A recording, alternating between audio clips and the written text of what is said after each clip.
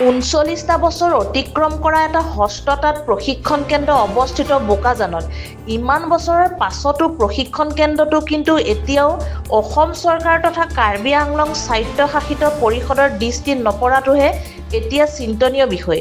6 মাহৰ পৰা এবছৰ পৰ্যন্ত প্ৰশিক্ষণ কেন্দ্ৰটোত প্ৰশিক্ষণ ল'বলৈ অসমৰ বিভিন্ন জিলাৰ যুৱতী মহিলাসকল উপস্থিত হয়হি বুলি জানিবলৈ দিয়ে। কেন্দ্ৰটোত বিভিন্ন ধৰণৰ গামোচা, মেখেলা চাদৰ, মোনা, জনজাতীয় চল, মাফলা আদি বস্ত্ৰ নিৰ্মাণ কৰা হয়। যিসকল যুৱতী মহিলাই এই প্ৰশিক্ষণ কেন্দ্ৰত প্ৰশিক্ষণ ল'বলৈ আহে সম্পূৰ্ণ বিনামূলীয়াকৈ প্ৰশিক্ষণ লোৱাৰ উপৰিও যিসমূহ বস্ত্ৰ তৈয়াৰ কৰি বজাৰত বিক্ৰী কৰা হয় তাৰ এটা অংশ সেই যুৱতী মহিলাসকলক প্ৰেৰণ কৰা হয়। বিবেকানন্দ কেন্দ্ৰৰ শুভাকাংক্ষী কাৰ্যকৰ্তা আৰু স্থানীয় লোকৰ পৰামৰ্শ আৰু প্ৰচেষ্টাত 1986 চনৰ পৰা বৰ্তমান সময়লৈকে খুব নিয়াৰিকৈ অনুষ্ঠানভাগ আগুৱাই গৈছে।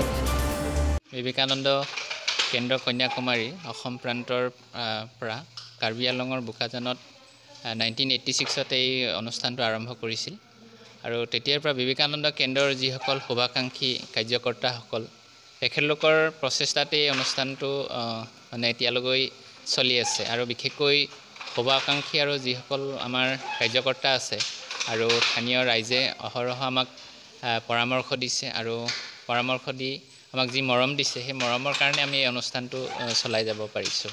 বিশেষকৈ কেন্দ্ৰটো পৰিচালনা কৰাৰ ক্ষেত্ৰত আমাৰ যিসকল শুভাকাংক্ষী আছে তেখেতলোকে চলাবৰ কাৰণে এটা আমাৰ ডনেশ্যনৰ ব্যৱস্থা আছে আৰু সেই ডনেশ্যনৰ মাধ্যমেৰে আমি যিখিনি পোৱা যায় সেই পোৱা টকাৰে আমি খৰচা কৰি সকলো থকা খোৱাৰ ব্যৱস্থা কৰি প্ৰশিক্ষণ দিয়াৰ মানে আমি ব্যৱস্থা কৰোঁ। আমাৰ ইয়াতে আমাৰ যিখিনি উত্তৰ পূৰ্বাঞ্চলত বিশেষকৈ চলি থকা সামগ্ৰী আছে থলুৱা যেনেকৈ ধৰণে গামোচাৰ লগতে কাৰ্বি চোল, নাগা চোল, মাফলাৰ, বেডশ্বীট, বেগ আদিবিলাকৰ মানে প্ৰশিক্ষণ দিয়া হয় আৰু পৰ্যায়ক্ৰমে প্ৰশিক্ষণ দিয়া হয় আৰু বৰ্তমানে আমি ইয়াতে জাকাৰ্ড মেচিনৰো ব্যৱস্থা কৰিছোঁ। জাকাৰ্ড মেচিনেৰে আমি কেনেকৈ ফুল বাচিব পাৰি মেখেলা চাদৰে হওক বা গামোচাত তাৰ ওপৰতো আমি প্ৰশিক্ষণ দিয়াৰ ব্যৱস্থা কৰিছোঁ।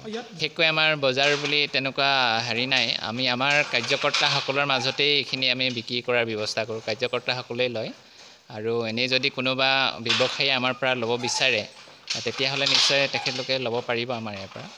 হয়, অৰ্ডাৰ দিব লাগিব আৰু তেওঁ ধৰক ইয়াৰ যিটো মূল্য আছে সেই মূল্য বুজি পাই যদি আগবাঢ়ি আহে আমি মানে অৰ্ডাৰ লৈ আৰু বনাই দিয়াৰ কাৰণে প্ৰস্তুত।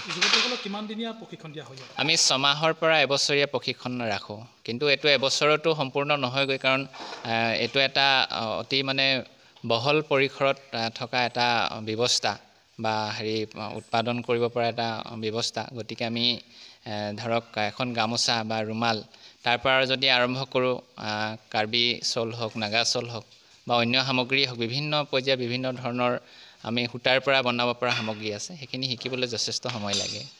সম্পূৰ্ণ বিনামূলীয়া আৰু ইয়াতে এইটো আমাৰ ৰেজিষ্ট্ৰেশ্যন আছে অসম চৰকাৰৰ আণ্ডাৰত। আমি এখন প্ৰশিক্ষণ লোৱাৰ পিছতে আমি প্ৰতিগৰাকী প্ৰশিক্ষণপ্ৰাপ্ত প্ৰশিক্ষাৰ্থীক এখন আমি চাৰ্টিফিকেট দিয়াৰ ব্যৱস্থা কৰোঁ। কোন ঠাইৰ পৰা আহে? আমাৰ ইয়াত বিশেষকৈ কাৰ্বি আংলং, গোলাঘাট, মৰিয়নি, যোৰহাট, ডিব্ৰুগড়, তিনিচুকীয়াৰ পৰা আহি পেলাই বৰ্তমান প্ৰশিক্ষণ লৈ আছে।